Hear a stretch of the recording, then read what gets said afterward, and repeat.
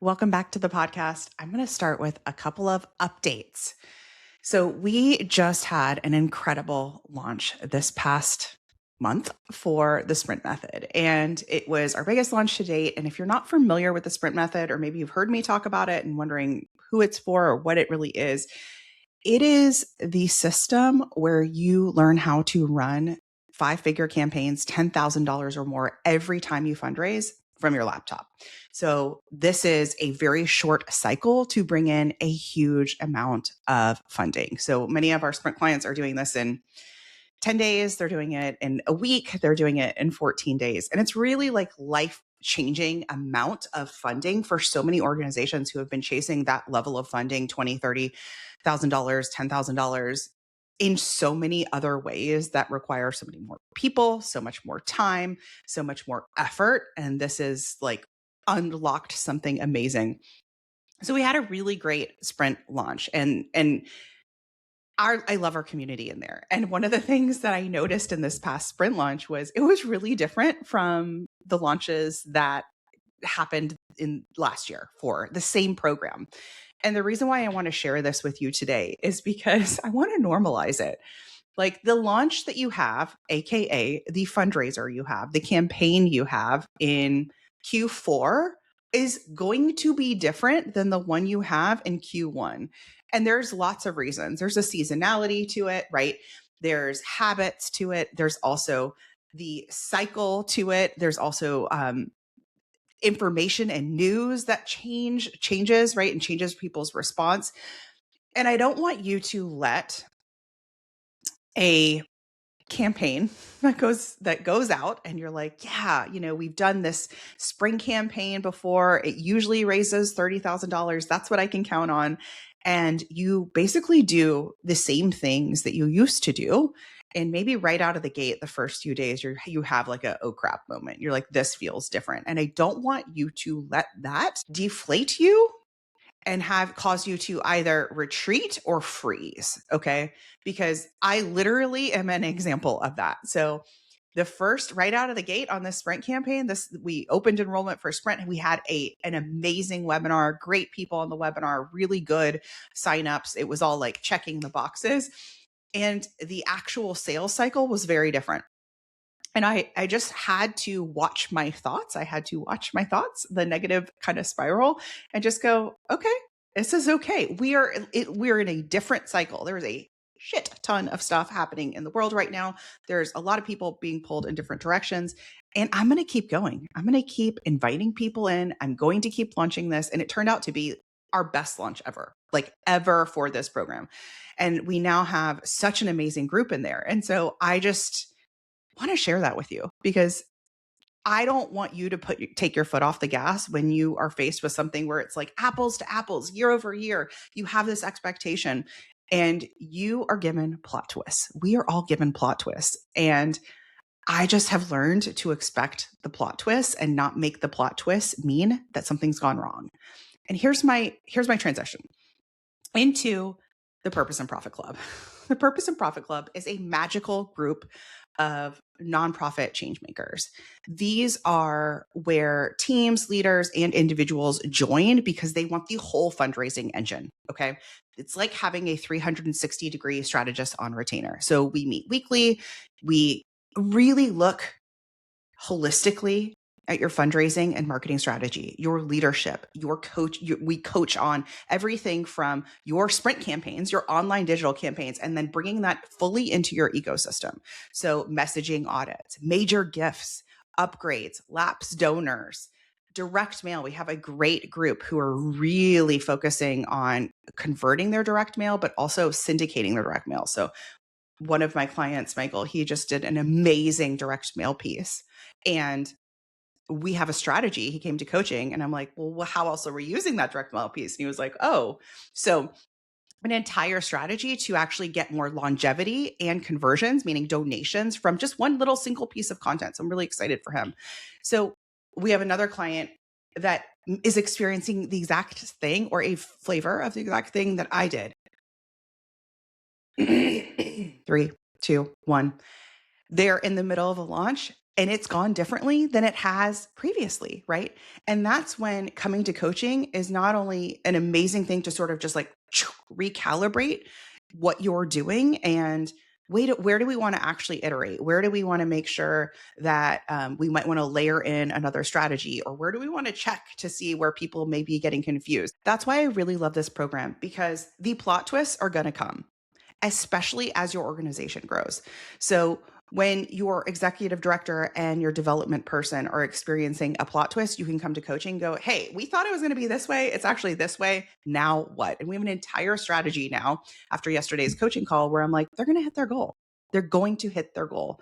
And they're also going to get so much wisdom to iterate and add more communication in between their fundraising campaigns and in between some of their other events, so that this doesn't feel as much of a plot twist in the future, right? And so you're priming their audience better. So it really is just such a strong program for people to go, how do we really align the entire strategy together? Okay, that's the first thing. That was a long first thing. I was listening to a podcast this morning about the foster care system, and it was such just a eye-opening conversation. And foster care, particularly kids who age out of the system, is something that's always been really important to me. And the host of the podcast said, we don't really usually do this, but I really think that people should share this podcast. And it was such a good reminder to me of how we all need to do this more. We all need to talk more about the causes you serve. We all need to talk more about the work that we're all collectively doing. And you may be thinking, I already talked to so-and-so about it, or I already tell people to share about it. But like, do you? Like, where can you just weave in a little bit more of that? So I'm going to walk the walk here. And I'm going to say to you, dear listener, if this podcast is something that is resonant with you, share it. I would invite you to share it on LinkedIn, share it on Instagram, share it wherever you hang out, share it, text it to another coworker or friend. And we're celebrating our 3rd year of the podcast. So if you haven't already, I would be so grateful for you to leave us a rating and a review wherever you listen to podcasts. That being said, those are my updates. We're going to dive into the 6 indicators that your fundraising strategy needs to change. And so these are 6 indicators that I'm seeing really. I'm thinking of the social trend where it was like red flag, right? Red flag. So we're going to go over kind of those red flags today and their symptoms. And much like you go to the doctor and you're like, I'm feeling this way and this way and this way, they're sort of like hearing you and going, here's what you need. Sounds like you're deficient in vitamin C. Sounds like you need some B, right? Sounds like you need X, Y, and Z. So we're going to get into those 6 indicators today. Here's a big one. So when a nonprofit leader tells me we've tried everything, I don't hear defeat. I hear exhaustion. They've tried a lot of things in a lot of directions without a shared way of working across the year. It's very snip snap, right? And fundraising feels like whiplash. Marketing feels disconnected. The team is tired, the board is tired, and somehow the results are at best fine, but not growing. That's not because you're bad at fundraising. That's not because you're bad at communicating. That's not because you're bad at your job. It's because the strategy isn't built to build itself. The dominant story in our sector looks something like this. Donors are fatigued, giving is down, attention spans are shorter. It's just harder now. But what the data and the lived experience actually show is this. People are still generous. So many people are more generous than ever. Generosity, though, follows momentum. Research consistently shows that donors and consumers, which by the way are the same thing, shoppers are donors, donors are consumers, need 15 to 17 touch points before making a decision. Not because they're skeptical, not because they don't want to, not because they're not generous, not because they don't love what you do, because they're human and very, very distracted. So when fundraising feels disconnected, cautious, episodic, people don't lean in, they drift. If it feels like, God, you only call when you need something, they're out. This isn't a donor problem. This is a momentum problem.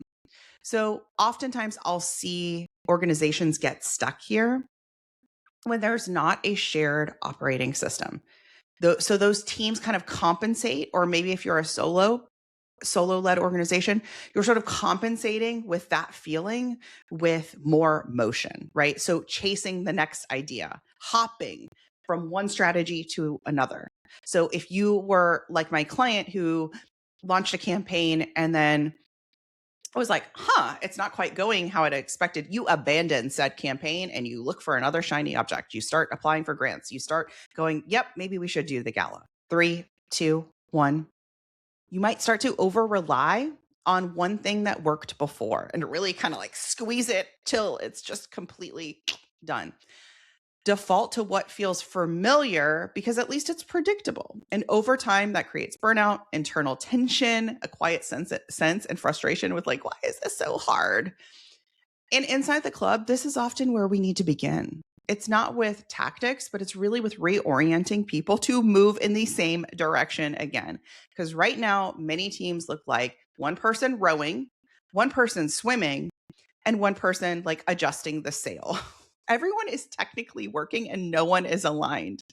How many people are doing this? It's not even like we're all in rowboats, right? We're not even rowing in different directions. We're literally some person just swimming in the ocean while the other person's working on the sail. Like we're not even working on the same thing. So the real issue here is that most fundraising strategies are built to just run one-off appeals. They're not really built to carry energy forward, to carry donors forward, to prepare and nurture donors for the next step. That is so, so key. That compound effort over time is missing. So what happens? Every campaign feels harder and heavier than the last. Every ask feels riskier. Every upgrade feels awkward. And you're just like, I'm just not going to do that right now. Right. And that's what these 6 indicators reveal. So indicator number 1, you're working harder for the same results. Working harder. This does not look like we're just sending more emails. It actually looks like we're planning for weeks of planning for outcomes that used to take days. Endless conversations before making a decision, right? Very like, let's kick the can, let's circle back. A growing sense of everything feeling more pressure, more high stakes. I can tell that a strategy is maxed out when leaders are pouring their more mental and emotional energy into results that aren't really moving. Like, again, that like over squeezing, like a wringing out something that's already been wrung out. What's underneath this is maybe a quiet thought of like, I don't know what else to try. So I'll just try harder at this thing. That's not grit. That's a system that's run out of leverage. That is an outdated operating system. And so the consequence looks like decision fatigue, slower execution, strategy hopping, less experimentation. And I cannot underscore how important creativity is here. Experimentation, innovation is here. It is everything for you and your donors. So you start to burn out, not because you don't care, because the system stopped working. Indicator number 2. Everything relies on the same few people. And so here's kind of an internal test you can do. What happens if one person steps away for 2 weeks? Maybe the development director, the board chair, that one major donor who always shows up. If fundraising just freezes, the issue isn't staffing, it's design, right? If the entire boat stops sailing because somebody is going on vacation or somebody needs to take a period of rest, like we have a problem. Right. So most organizations have already have people who could be contributing, board members who care, but don't know how to help, not actively, not more than once, not without you really, really kind of cornering them. That is not what I'm talking about. That is not the goal, right? You could have marketing and communications teams working in conjunction, in parallel, in harmony with fundraising, but instead, your social media person is siloed off over here, just creating content that doesn't convert into funding, doesn't convert into new email subscribers. It's just nice content for what, right? Instead of aligning everybody together, you could have community members and ambassadors who would advocate, who would drive awareness, who would fill out your programs, who would become amazing digital ambassadors and fundraisers, part of your street team. If they were invited, if you had a process that felt easy and important and like resonant with them. So instead, what happens? Responsibility concentrates. A few people carry that emotional, physical weight, right? All of the tasks are on them and everybody else stays on the sidelines, like going, yeah. Hey, have you tried this? It's like well-meaning opinions, right? But they're not actually helping. That can change. That can change. Indicator number 3. You're waiting instead of inviting. And this is a huge one for me. So if you're in my programs, if you're listening to this podcast, you know I want you to be more impatient. I want you to be braver and bolder and more courageous. So if you're waiting instead of inviting, this one is really rooted in fear. It's not laziness. It is fear. The thoughts sound like, I don't want to bother anyone. I don't want to overdo it. I don't want to turn people off. What if people are annoyed or unsubscribe? Right? I just don't want to, and it's like insert negative outcome here. So what happens? You retreat, you soften the message, you reduce the frequency. You're not even close to those 15 touch points, right? You're at like 2 and you're like, maybe 2 is too much. You're spacing them out. So the average donor doesn't even remember the first 2 touches in the first place. They wait for people to raise their hands, right? But waiting is not neutral. In a crowded world, silence reads as irrelevance. I see this all the time. Right when the story could be bolder, right when the ask could be clearer, right when you could be magnetically drawing people in, right when leadership is needed most, fundraising becomes polite, sterile, then quiet, then invisible. You don't lose donors because you asked. You lose them because you disappeared, because it was vanilla. They didn't even hear from you. When they did, it was vanilla. Indicator number 4. Every campaign feels like a cold start. This one's one of the clearest signals that something's amiss, right? Something needs change. And so every campaign might require like really reintroducing the mission, re-explaining the urgency, re-earning attention. Nothing's really carrying forward. Okay. This may look like a lot of churn. A lot of your donors are one and done donors. Momentum often gets dropped mid-campaign when energy dips. And no one really knows how to reignite it. And then boom, that fear comes in of like, well, if people aren't donating now, they haven't already donated, like, let's not push more because we don't want to annoy them, right? So it's that in-between space, right? After the campaign ends with maybe you do a basic thank you message, something automated, and there's no real bridge. There's no real connection. Now we're in the loop of you only call when you need something. And in the in-between seasons, the nurture disappears almost entirely or completely. So most campaigns I'm seeing, they're not even failing, they're just kind of ending.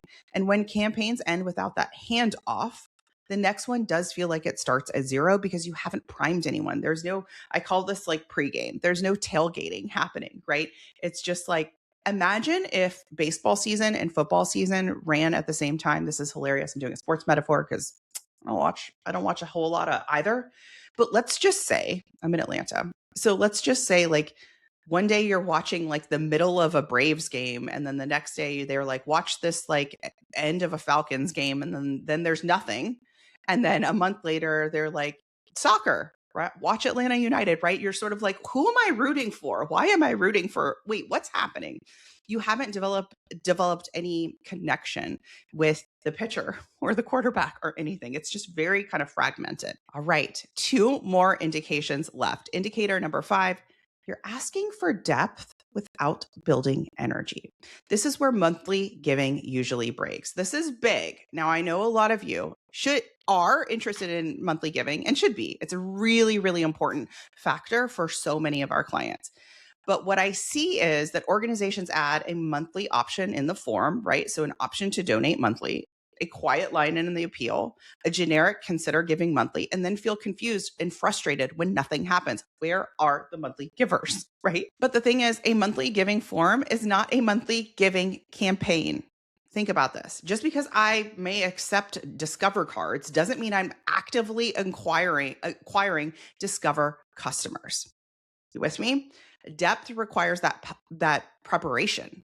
Commitment follows that momentum, that messaging. And donors don't upgrade to monthly simply because the option exists. They're not like, wow, Christina takes Discover cards. And all of a sudden, everybody is like, I can't wait to open a Discover account, right? That's not exactly how that works.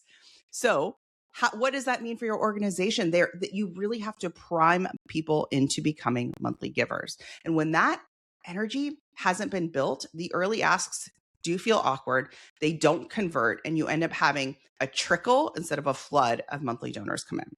Not because your givers aren't there, not because your monthly givers aren't there, but because donors are resistant because they weren't ready in the first place. My last indicator number 6, you're measuring success per campaign instead of per donor. So this one kind of hides behind the effort. Leadership meetings might sound like, we spent so much time on this. This took months. And you're looking at like, oh, look how long the committee took to plan this auction, to plan this gala. Look how much time. That's how we're measuring it. The time is spent. The flowers, the programs, the invites, the stuff, right? We took so much time on this. This took months. At least we were able to sell 10 tables, right? But that time isn't the fundraising metric. Time doesn't translate into dollars. In fact, that long lag time is what's stifling and staggering momentum. That effort does not guarantee momentum. And that's one of the biggest lies that I see. Time doesn't translate into dollars, right? Because if it did, then everyone would raise the same amount of dollars in the same amount of hours per day. And that's not what happens. So here's what actually matters. You do want to look at who stayed, who increased their gift, who disappeared, who's rolled off and lapsed, who moved closer, who went from a $50 gift to a $500 gift. Ooh, I'm going to give them a call, right? So when success is measured only per campaign, of course, I want you to hit your goal. But when you're just binary looking at that campaign, fundraising, I see, tends to stay transactional. But when it's measured deeply per donor, systems start to compound instead. And this is the difference between just staying busy, where you're like, we're just putting in time, and actually growing your impact, growing your funding. So if you recognize yourself in more than one of these, that's okay. That's okay. Every one of my clients has been one of these. They've come to me with at least if not multiple one of these. So you're not bad or wrong. It's not failure. It's awareness. It's the first piece to like right sizing the ship. Let's get the guy out of the rowboat. Let's get the gal to stop swimming. We're all going to get on the boat together. And we're going to sail in the same direction. Okay. So high performing nonprofits, they don't push harder. They don't spend more time doing efforting. Instead, they design their fundraisers and their entire fundraising and nurture strategy. So each effort makes the next one easier. People are primed. They're not snapping between a football game, a baseball game, a soccer game, and I don't know, the Olympics, right? That's why they'll see their monthly giving programs work and convert. Upgrades feeling easier and more natural, being teed up, right? Retention starts to stabilize. One of my clients told me his retention rate, and I was like, yes. I mean, it was like almost 80%. That is flipped of the industry standard. 8 out of 10 donors typically give one time. We've gotten his retention rate so that 8 out of 10 donors stay. That's incredible. Let that be the goal. Let that be something we work on together. I'm opening up the Purpose and Profit Club group coaching program very, very soon. And the best way to hear about it, the best way to find out if it's right for your organization is to come to our webinar. If you go to splendidcourses.com/live, you'll get all the details to register for free. In the next couple of episodes, I'm going to be talking about how influence replaces waiting with invitation. So how you can borrow other people's audiences and really help to scale your organization's awareness, visibility, and funding. I'll also be talking more about monthly giving, why it's the result of momentum and not just a starting point. And then again, on March 4th in my live webinar, I'm going to walk you through how this is becoming a cohesive system instead of just like the string of disconnected. Okay. So I will see you next time. Have a wonderful week.